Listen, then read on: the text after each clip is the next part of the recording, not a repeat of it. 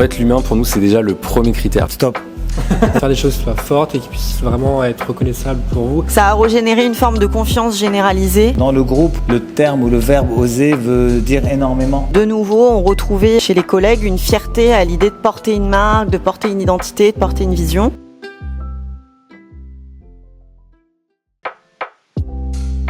J'aime bien écrire le code de genre 3 cm. Oui, où? Mais de quel côté? Sors du champ. Sors du champ. Ouais, comme ça. Je peux carrément sortir, je vais me mettre là. L'idée, c'est de parler un petit peu de l'agence EBS, ce qu'on a pu faire un petit peu ensemble, le brief à la base. Rien. Il est où le truc là sur les vitres? Rien n'a été fait. I wish que ce soit posé, moi. En gros, l'idée, c'est qu'on puisse parler un petit peu de l'agence, de l'EBS, de ce qu'on a pu mettre en place du coup pour vous, le brief, raconter un peu les dessous de la collaboration entre l'EBS et Hypersten, les coulisses, pour que nos viewers puissent savoir à peu près c'est quoi un brief client, le viewer. Tu l'as perdu à viewer, je crois. Nos followers. Est-ce que pour commencer, peut-être vous pouvez vous présenter tous les deux et votre rôle un peu à l'EBS? On a besoin de se présenter visiblement, mais c'est ok. Non, je plaisante. Donc moi, je m'appelle Inès Cater, je suis directrice de l'expérience étudiante, du marketing et de la communication à European Business School. Et j'ai également la chance, depuis peu, de m'occuper de la communication à échelle GA Éducation, donc avec mes collègues de Ferrières et de 89, qui sont nos 2 écoles sœurs. Et donc Jean-Marie Kouyonji, je suis directeur des admissions et le campus manager. J'ai eu cette chance de commencer l'aventure avec European Business School en 2022 au rachat de l'école. Et donc depuis septembre, on est installé dans ce nouveau campus, l'agence Hypersten qui nous a accompagnés sur tout le branding. Si vous voulez voir, il y a la vidéo qui est dispo pour tout le vlog qui montre un peu tout le campus, les différents étages, un peu ce qu'on a pu faire. Donc voilà, si vous voulez, vous pouvez regarder la vidéo avec le lien qui est juste là, quelque part. Là. Quelque part. C'est Ouais. C'est incroyable. Et c'est quoi un peu l'EBS, l'European Business School? C'est une école? Qu'est-ce que c'est? Vous êtes un étudiant? Tu vas voir quelques chiffres. Alors, European Business School, peut-être Jean-Marie, toi, c'est ta question. T'adores parler de European Business School, de sa création. Juste rapidement, est-ce que tu peux nous expliquer un peu l'EBS, la genèse, la genèse. Donc European Business School était une école qui a été Stop. Donc European Business School, EBS, est une école qui a été créée en 1967. L'histoire est assez intéressante parce que s'appelait European Business School, un titre vraiment en anglais en 67, 20 ans avant la création d'Erasmus, c'était quand même avant-gardiste. Elle a été créée par 2 entrepreneurs, donc un français, un anglais, donc un français et un allemand, pardon. C'était des entrepreneurs. C'était une aventure, une école de commerce parisienne qui a eu des très très belles années de gloire. Et puis petit à petit, qui s'est perdue et qui est revenue là. Donc elle se hisse parmi les 38 écoles de commerce qui proposent ce fameux diplôme, le programme PGE. Donc dans l'ADN de l'école, c'est l'entrepreneuriat parce qu'elle a été créée par 2 entrepreneurs. Et aujourd'hui, depuis 2022, elle est revenue dans le giron d'une entreprise familiale avec un seul entrepreneur, donc ce qui veut dire énormément. C'est des projets vraiment à long terme. C'est une école qui construit sur des générations, qui est assez agile, mobile.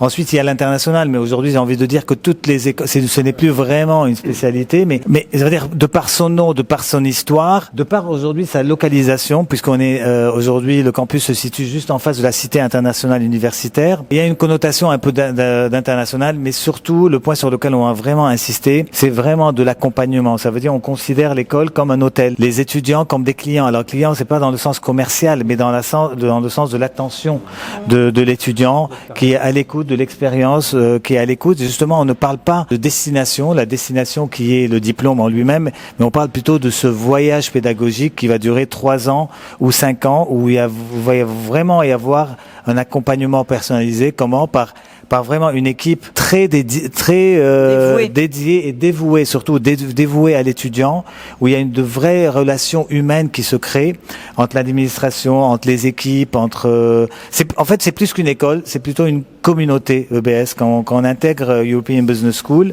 on intègre une communauté. Pour faire le lien avec Hypersten, pourquoi on a choisi, par exemple, Vas-y, pardon.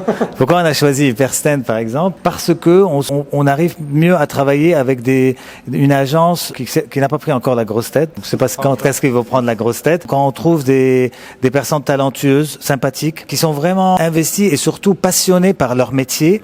Et donc on a au bout de dès la première réunion, on a senti que quelque chose d'intéressant, d'excitant pouvait se créer. On partage les mêmes valeurs, on est terre à terre, on se prend pas la tête, on est simple. Dans la simplicité, on arrive à créer des choses très très belles choses. En 2022, il y a eu le rachat, il y a eu dans la foulée un premier rebranding qui a été fait, et nous on est arrivé après ce premier rebranding qui a été fait. Est-ce que du coup tu peux nous parler un peu de cette genèse-là, le pourquoi avoir fait une première itération avec une autre agence, puis après nous avoir contactés. Voilà, est-ce que tu peux rapidement nous résumer tout ça? Très bonne question. C'est vrai qu'on a racheté en 2022 et en fait, on s'est directement dit, on a besoin de changement, on a besoin que de nouvelles choses s'opèrent rapidement et donc quoi de mieux qu'un changement sur le logo pour le constater en fait. Donc on s'est directement dit, ok, on entame un travail sur le branding. Sauf que quand on arrive dans une école et qu'on n'a pas encore posé une stratégie, une direction, une vision claire, il est difficile en fait de travailler sur une image de marque qui soit cohérente et puis qui soit ressemblante avec les valeurs que nous on souhaite porter. Donc on s'est lancé dans ce travail-là de rebranding et très rapidement on s'est rendu compte que ça n'allait pas le faire avec ce qu'on avait envie de porter comme message. Avec les anciennes personnes qui géraient l'identité. Tout à fait, exactement. Et donc là, on s'est dit, ok, il nous faut un petit peu de fraîcheur, parce qu'on avait l'habitude de travailler avec cette agence-là, par ailleurs sur d'autres projets sur lesquels nous on était amenés à travailler hors EBS. On s'est dit voilà, il nous faut de la fraîcheur, il nous faut de la jeunesse, il nous faut de la cohérence et il nous faut du professionnalisme. Au détour d'une conversation avec une personne qui s'appelle Mehdi Cornier. Salut Mehdi. Salut Mehdi, si tu me j'espère regardes. que tu vas bien. Qui nous a dit voilà, il y a une agence canoise qui est pas mal, contactez-les, ça peut être intéressant pour vous parce que c'est un peu le même esprit. On l'a pris au mot et puis on vous a contacté et c'est vrai que je te rejoins Jean-Marie sur ce que tu dis, c'est que dès le premier call, vous savez, les choses comme ça se sent. Oui. Tu sais si tu peux bosser avec des gens ou pas. Ouais. Avec Antoine et Quentin, il y a eu, vous avez pris énormément de temps pour échanger, pour comprendre exactement ce qu'on recherchait, pour nous renseigner aussi, puisque vous êtes des professionnels, du métier. C'est au bout de plusieurs échanges, plusieurs discussions, certaines fois on n'était pas trop d'accord. Et c'est vrai que le fait d'avoir insisté finalement sur votre idée principale,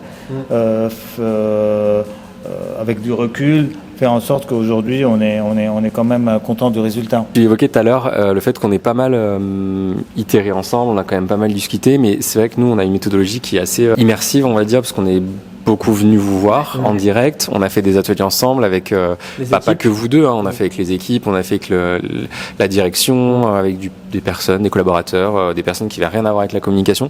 Et du coup, tu l'évoquais tout à l'heure. Et en quoi tu trouves que ça a changé la donne, tu vois, de faire vraiment des ateliers, de travailler ensemble sur l'identité?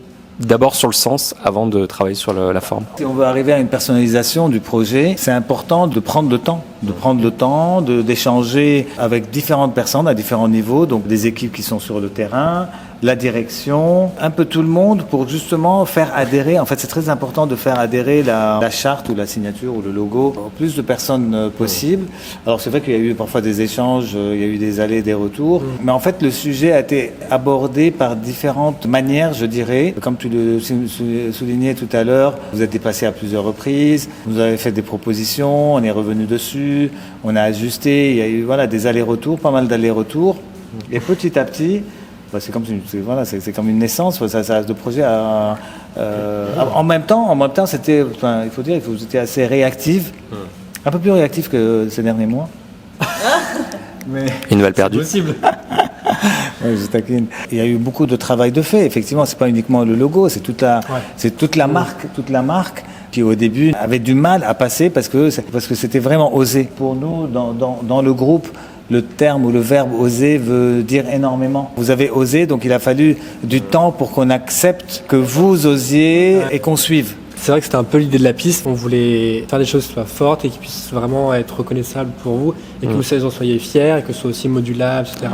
On voulait pas forcément être dans la demi-mesure et c'est vrai que là on parle de ça, tu vois, le fait de oser, mais c'était il y a du coup 1 an et demi. On n'était pas dans ce campus, on était encore au balbutiement de tout ça, on n'était même pas voilà.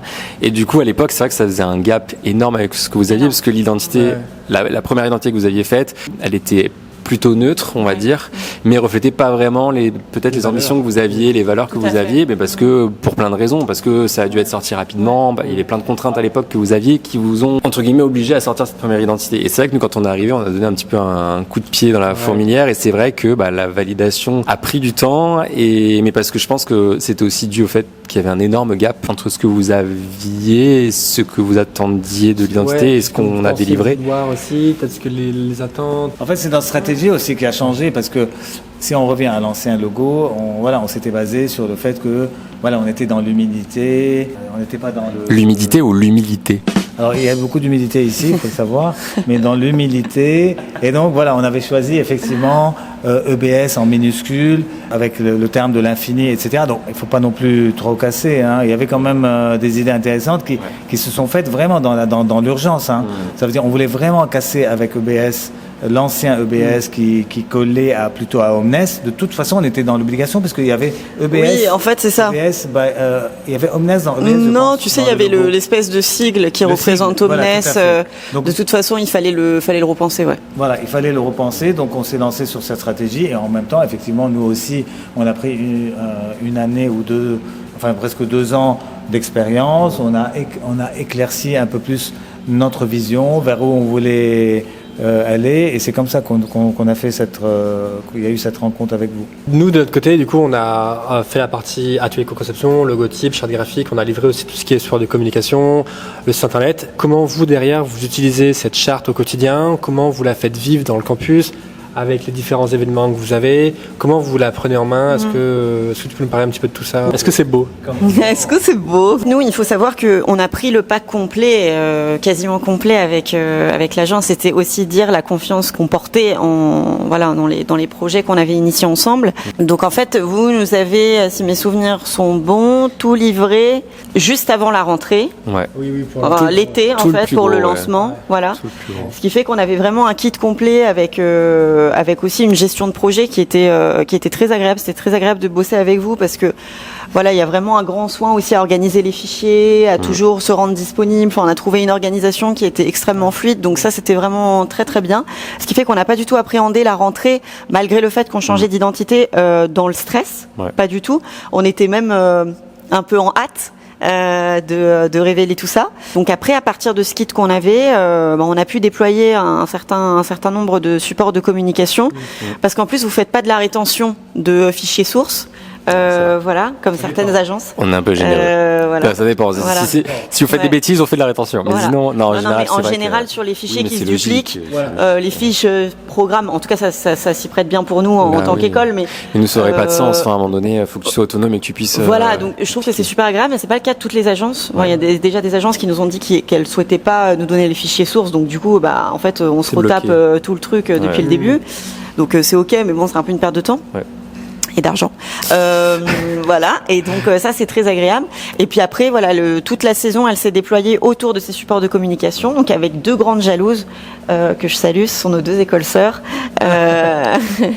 qui nous ont dit waouh, mais c'est trop bien, vous avez le kit complet pour entamer votre rentrée, votre campagne, vous êtes tranquille. En plus on a Asma qui nous a rejoint, qui s'occupe désormais de tout ce qui est promotion et communication et qui a vraiment pris la main sur aussi la relation avec l'agence et qui est aussi très très bien organisé. Et d'ailleurs vas-y. Qui est réservé pour 12h30 aussi. Qui est réservé pour 12h30 au restaurant coréen. Et moi je fais un message à Ferrières et 89, on attend de commencer à collaborer avec vous. Si jamais vous voyez cette vidéo. Mais avant il faut qu'on termine le travail pour GA Éducation. Voilà. Après 89 et après Ferrières. Exactement. Voilà. Parce que en fait ce projet avec EBS c'était aussi l'initiation de plein d'autres projets. On attendait de voir si avec EBS ça allait bien fonctionner pour justement voir comment on pouvait retoucher certaines de nos marques. Donc je crois que vous étiez en discussion à un moment donné sur une partie hôtelière. Oui. Voilà. On l'oublie pas. Vous l'oubliez pas. Pour l'instant c'est un peu en hold. Mais au début c'est difficile de travailler avec le groupe Axelis. J'insiste à le dire, mais voilà, ça passe énormément. Pourquoi c'est difficile? Alors, pourquoi c'est difficile? Soit difficile, soit très facile. Si l'ADN en fait, si ça ne colle pas au système, le système ou l'entreprise l'éjecte automatiquement, donc avec une force très forte. Donc c'est vrai que nous on a fait du forcing au début. Nous on était sûrs. On a toujours des doutes sur les agences de com, qui se prennent la tête, etc. Donc vraiment, c'est ce qui a vraiment assoupi ou vraiment posé poser les règles, c'est la confiance Ouais. et l'humain. Le fait de se dire, voilà, je le dis devant vous, hein, c'est apprécier les gens, voilà, c'est être naturel, ne pas se prendre la tête, Ouais. d'un côté comme de l'autre. Forcément, c'est du business, donc chacun. Nous, on est une entreprise familiale, donc quand il s'agit d'une entreprise familiale, d'ailleurs, c'est votre cas, puisque voilà, plus ou moins familial, vous êtes des entrepreneurs, donc vous avez monté votre propre boîte. Il n'y a pas des investisseurs que je sache derrière vous, donc on a la valeur que ce soit de votre côté comme du nôtre, on a la valeur de l'argent. On n'a pas des budgets phénoménaux et de l'argent à jeter par la fenêtre. Donc, pour tout travail, et il faut en fait cette équité, il faut cette justice de se dire, ok, moi j'ai fourni un travail qui vaut une telle somme d'argent. Moi, voilà, j'ai reçu un travail, mon dû, qui va m'aider à développer ma marque. Voilà, donc tout le monde c'est équitable, mais surtout, je pense que c'est créer et développer une collaboration à long terme. Donc il faut savoir, parfois, je dirais pas perdre, mais parfois être moins gourmand au début et surtout voir à long terme, puisque, bon, je vais dire aujourd'hui, le groupe Axelis regroupe une cinquantaine d'entreprises. Il y a 3 écoles en développement, un groupe, un grand campus. Donc après, tout dépend. C'est des stratégies aussi. Oui. Tout dépend. Une entreprise comme Hypersten, si elle a envie de hit and run, ça veut dire voilà, tout de suite gagner plein d'argent et après se barrer et faire quelque chose d'autre, ou construire, c'est votre choix, hein, c'est pas un jugement du tout, ou construire de belles relations à l'avenir, ou moi je sais avec le groupe Axelis, que ce soit dans la promotion immobilière, avec des entrepreneurs, pas des entrepreneurs, mais des corps de métier qui travaillent avec M. Cater depuis 25 ans, depuis la première entreprise, qui aujourd'hui, entre-temps, ont développé, ont construit avec lui, mais des promotions immobilières à chaque fois de 80 maisons, de 80 appartements, enfin des gros projets qui ont rénové le château de Ferrières. Et donc ça, c'est de la confiance, Donc c'est vraiment à moyen terme. Non, de toute façon, nous clairement, on s'inscrit dans ton option numéro 2. Mais c'est vrai que depuis le départ, et c'est même pas forcé, c'est naturel. En fait, on cherche d'abord des relations, même dans les calls, en visio ou quoi. En fait, l'humain, pour nous, c'est déjà le premier critère. Si on sent que, tu vois, si pendant nos premiers calls, on avait senti que ça en fait, passait c'est ce que vous m'aviez dit au tout début, ça m'avait marqué. Vous m'avez dit, on a déjà refusé des projets parce qu'on sentait pas le... C'est vrai. Et du coup, ça m'a parlé parce que je me suis dit waouh, qui sont ces deux individus qui, on va dire, à l'ouverture de leur boîte et dans une phase de développement, se permettent quelque part et ça veut dire vraiment qu'il y a un ADN humain très très ancré chez vous. Parce qu'on sait que derrière, ça va être compliqué de travailler avec des personnes. C'est ça. La relation va être compliquée. Quand on se dit, on préfère, c'est pas pour nous, on préfère qui travaillent avec d'autres personnes plutôt qu'avec nous. On sait que ça va être galère. On préfère des relations et on ne veut pas se considérer comme des prestataires, mais comme des partenaires. Ce que tu disais en mode long terme, c'est vraiment ça qu'on aime au quotidien. Ouais, et puis si c'est juste, comme tu disais, prendre l'argent, mais que ce soit, enfin, oui, en soi, oui, des fois on a refusé des projets à 100K, mais parce que voilà, ça correspondait pas à notre éthique ou machin. Mais si c'est pour que soit on se fourvoie, soit que ce soit une galère sans nom, ou que ça mette des mois et des mois, en fait, on y perd à la fin. Donc autant refuser dès le départ et être humble et se dire, c'est pas grave, il y aura d'autres. Enfin, c'est pas. Peut-être parfois c'était pas difficile de travailler avec nous, mais bon, on était le temps de prendre une décision, oui, non, et tout. Mais en fait, c'était sain. La relation, elle est saine. Et je pense, comme tu le dis, c'est important d'avoir une relation saine parce que, si on prend l'exemple d'aujourd'hui, c'est pas pour le dire, moi ça nous fait énormément plaisir. Non, parce que de remonter l'ascenseur, de dire, ok, nous aujourd'hui on est satisfait. Pourquoi ne pas dire qu'on n'est pas satisfait? Si on est satisfait, d'accord, ça s'est bien passé. Si on peut vous remonter l'ascenseur et pouvoir, que vous profitiez de notre témoignage de bonheur, on le fait. Même si on a perdu une demi-journée, Dieu sait si j'avais 1000 choses à faire, c'est ce qui m'attend. Ouais, mais c'est le fun quand même avec nous. C'est le fun avec vous, mais aussi on le fait de bonne volonté, et parce qu'on aime. C'est ça. Enfin, le business, c'est aussi se faire plaisir et se dire, ok, pourquoi ne pas filer un coup de main si ça me coûte 2-3 heures de travail en plus, je suis sûr que quelque part, à un moment donné, vous nous l'avez déjà rendu ou vous allez le rendre dans le futur. Le fait qu'on n'ait pas, par exemple, des comptes des comptes à rendre. Voilà, moi je loue des locaux. Mais je dis, pour 3 heures, qu'est-ce que je vais me prendre la tête? Ça veut dire, je sais très bien que voilà, demain, je vais appeler et je vais dire, ok, est-ce que je peux avoir accès 15 minutes au stade pour peut-être faire une petite vidéo. Donc c'est ça aussi le business, c'est de se dire, on se rend service. Et ça, on l'oublie de temps en temps dans nos sociétés modernes et contemporaines. Demain, quelqu'un me parle d'un projet et c'est comme ça que je fonctionne avec vous. Toi, tu fonctionnes beaucoup comme ça. Avec d'autres entreprises. Je cherche un expert comptable. Ah tiens, j'ai une connaissance sympathique, etc. Je le mets en relation. C'est comme ça, c'est ça le business. À la libanaise. Quand on vient sur Paris, souvent, enfin ça dépend, mais on dort au Paxton, qui est l'hôtel aussi du groupe, parce qu'on se dit déjà on est super bien reçu, toujours bien reçu, on dort bien, etc. Donc autant faire bosser aussi entre guillemets les clients. Et enfin c'est du donnant-donnant, on le fait avec plaisir parce qu'on y est bien, on y gagne aussi là-dessus. Mais c'est marrant parce qu'au Paxton, quand on y va, enfin même là, tu vois, du coup il y avait pas derrière la caméra, mais en fait on sent que limite, on sent que c'est la famille, tu vois. Quand on sent, tu vois, on est bien, tu vois. Vous êtes chez vous, on est VIP. Exactement, mais c'est bien. C'est bien que vous ressentiez ça. Mais c'est hyper agréable, mais tu vois, même Eva, je pense que tu t'attendais pas aux petits mots, les petites madeleines, machin. Ouais, non, ouais, c'est des détails. Ouais. En vrai, c'est rien. Mais c'est des détails qui font trop plaisir. Mais ça fait la différence aussi. Pour revenir effectivement à part à la personnalité de chacun de nous, que ce soit le groupe, moi c'est un détail, mais le groupe, il a débuté dans l'hôtellerie, dans le service, dans l'expérience client. Donc moi, je vais toujours du principe, parce que dans l'hôtellerie, on dit, oui, quand tu rentres dans l'hôtel, tu vois, là, tu es quelqu'un de différent, tu dois être accessible, souriant, etc. J'ai jamais adhéré à cette idée, parce que j'ai toujours dit, on peut pas être deux personnes. Ou tu es quelqu'un d'agréable parfois lourd, agréable dans la vie, ok, et donc voilà, si tu es serviable, si tu es sociable, si tu es sympathique, si tu blagues, etc., tu peux pas l'être avec des clients, et quand tu rentres chez toi, ou sur le chemin, quand tu prends le métro, que tu tires la tronche, c'est pas possible. Donc voilà, ça fait partie de ta personnalité. Et donc, je pense que dans l'ADN, dans les valeurs de notre propriétaire, il a toujours dit à tout le monde, c'est le client qui te fait vivre. C'est aussi simple que ça. Je veux dire, c'est le client qui te donne à manger. Ok ? Donc la base, la moindre des choses, le début du début, c'est d'être à son service, à n'importe quelle heure, à n'importe quel moment. Alors, on peut pas dire... Il y a le service, mais il y a aussi le fait de vouloir faire plaisir. Ouais. Et toi, tu as ça. Ouais. Voilà. Le petit mot, bien sûr. Oui. Mais bien sûr.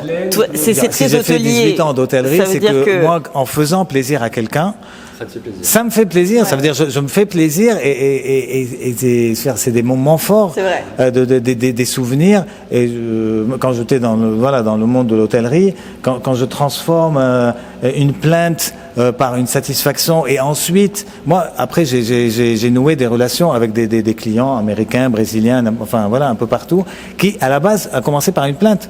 Extraordinaire. On est devenus des amis, et des relations, etc. Donc ça, c'est extraordinaire.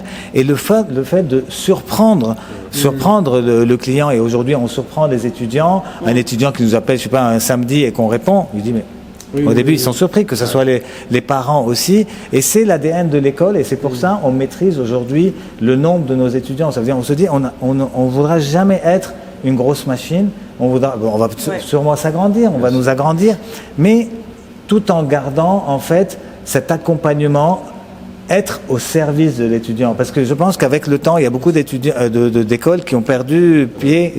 Ils ont oublié qu'une école, c'est un accompagnement, c'est de la bienveillance, c'est de l'écoute.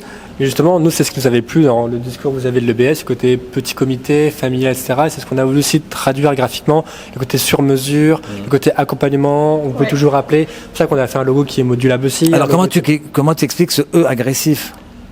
Comment ça, il est agressif ? Il est modulable. Il est modulable, fort, il est impactant. Il est un peu, on en avait discuté longtemps. C'est un E, mais qui peut être méchant. Ouais, il est fort, tu vois, il est fier, c'est pas comme c'est pas un O qui est rond ou tu vois. C'est une perception, je pense. C'est une Ouais. perception. Moi, je suis d'accord avec ce que tu viens de dire. Il est fier. Ouais, il est fier. Ouais. Je pense plus fier que agressif. Sinon, si tu avais voulu du agressif, on aurait pu mettre du orange, du rouge, un truc plus fort là-dedans. Après, quand même de la rondeur, tu vois. Après, je pense, il y a un peu de rondeur. En fait, je vois ce que tu veux dire, parce que après déjà, un E de base, un E c'est assez symétrique et t'as pas mal de formes rectangulaires. Attendez, je fais un truc de micro, c'est incroyable. C'est vrai que déjà de base le E, c'est une lettre où il n'y a pas de rondeur. Donc le fait de prendre le E comme monogramme, ça nous imposait d'être un peu plus truc rigoureux. Par contre, c'est vrai qu'après dans les formes génératives, je regarde par là-bas parce qu'il y a il y a le logo. Il y a le logo là-bas. Le fait d'avoir des formes génératives sur la partie de droite, c'est vrai que du coup ça nous permettait d'avoir des arrondis sur certains glyphes, sur certains E, et du coup on l'amène là la douceur. Mais par contre c'est vrai que je suis d'accord, on l'a plus pensé en mode être fier de son campus, fier de son école, s'imposer. En tout cas, ne pas s'excuser d'exister et comme l'ancien logotype où c'était plus en mode qui était plus consensuel, et c'est vrai qu'on avait vraiment, je pense, vous aviez besoin de ce truc-là, d'avoir ce gap, ce changement qui correspondait aussi parfaitement avec là le changement de le nouveau campus, avec une vraie prise de parole de la marque et ouais non, moi je le considère effectivement comme plus il s'excuse pas, il s'impose. Ouais, il s'impose. Tu vois. Mais après je peux comprendre que d'un œil extérieur on peut ressentir un peu plus de, moins de rondeur. Après, on n'est pas dans le pays des bisounours non plus. Et c'est vrai que vous avez aussi besoin de ce truc-là, je pense. Est-ce que du coup, après tout ce travail de rebranding, web design, charte graphique et compagnie, est-ce que tu vois des éléments forts, des KPI, des retombées par rapport au travail qu'on a pu faire, par rapport à l'EBS? Même les alumni, tu vois. Les alumni qui ont la vision de avant, l'ancien campus, là maintenant, le nouveau campus plus en fait, cette nouvelle marque, elle est quand même allée dans le sens d'une confiance générale au sein de l'équipe. C'est-à-dire que, de nouveau, on retrouvait chez les collègues une fierté à l'idée de porter une marque, de porter une identité, de porter une vision. Parce que c'est pas tout d'avoir une stratégie, il faut pouvoir l'incarner visuellement. Et donc, je pense que pour le coup, c'était un pari réussi. Alors c'est pas à moi de le dire, mais en tout cas des retours que j'en ai eu de la part des étudiants, de la part des collaborateurs, de la part des alumni, qui étaient très contents de voir ce shift, qui a surpris, et certains alumni, c'est sûr, nous disent encore. Ah oui, mais on reconnaît pas le BS d'avant. Oui, ok, mais moi, si les alumni tombent sur cette vidéo, je vous invite à venir nous rencontrer et à venir échanger avec nous pour voir ce qu'on fait et pour voir comment on projette dans l'avenir, sans oublier pour autant le passé. Voilà, d'ailleurs, je crois qu'il y a un afterwork alumni qui s'organise le 1er juillet. Voilà, j'en profite pour ma pub. Promo, je crève, jure là. Ça sera pas sorti. Mince. Ah non. 1er juillet. Moi, sur les alumni, il y a eu un petit peu, pour être tout à fait honnête, on va dire il y a eu deux opinions. C'est-à-dire les premiers qui disent oui, on a du mal à reconnaître le BS d'avant, et puis les autres qui disent waouh, le coup de peps, on est vraiment trop content que vous fassiez bouger un petit peu l'école et la marque, et on est content d'y appartenir de nouveau. Donc voilà. Après ça, pour la première catégorie d'alumni, c'est à nous d'aller les convaincre et d'aller leur présenter notre vision, et nous on y est prêts. Chaque jour, on les reçoit avec grand plaisir ici. Par ailleurs, pour les étudiants, je pense qu'il y a une véritable fierté, d'autant plus que pour certains d'entre eux, alors pas toutes les années, mais pour les premières, deuxième années, ils ont vécu. Alors eux non, parce qu'ils sont arrivés un peu après. Non, ils sont arrivés un peu après. J'ai surtout eu l'opportunité de pouvoir leur présenter la marque, c'est-à-dire au travers d'ateliers. Et puis c'était à l'époque où on n'avait pas encore emménagé dans le nouveau campus, donc je les avais projetés aussi avec des plans du campus. Ils avaient fait un petit peu participer sur ce qu'ils voulaient. Et ça, c'était un vrai moment privilégié avec eux, puisque déjà on voit sur les visages, une fierté d'appartenance, donc qui est essentielle, je pense, pour se sentir appartenir à un projet. Et puis enfin, au niveau des salariés, des collègues, le mot que je retiendrai, c'est la confiance. Ça a régénéré une forme de confiance généralisée sur toutes les parties prenantes de l'école, et une vraie fierté. Tanguy, tu veux t'incruster? C'est vrai qu'on a un alumni avec nous. Allez, viens. La transition. Parle-nous. Présente-toi vite fait et parle-nous un peu de ce que tu fais et puis d'où tu viens. Hi there. Ouais, exactement. Écoute, moi je suis du coup social media manager au sein d'EBS et je suis alumni du coup promotion 2024. Donc voilà. Et donc vous voulez que je détaille un peu plus sur ton ressenti par rapport au shift qu'il y a eu avec la marque et puis voilà. Bah moi, ce qui est fou, c'est que du coup, je suis du coup à EBS en tant qu'étudiant depuis 2019. Donc j'ai vu énormément de changements au niveau de la direction comme au niveau du coup charte graphique. Et c'était un changement de fou parce que c'est vrai que du coup EBS à l'époque de ma première, deuxième, troisième année, bah voilà, on sentait que ça allait commencer à bouger, qu'il allait y avoir le rachat. Enfin, il y avait beaucoup de changements. Et ensuite, bah du coup, le groupe Axelis est arrivé. Et c'est vrai que la charte a énormément bougé. Moi, j'ai adoré, surtout qu'en fait, il y a eu tout d'un coup.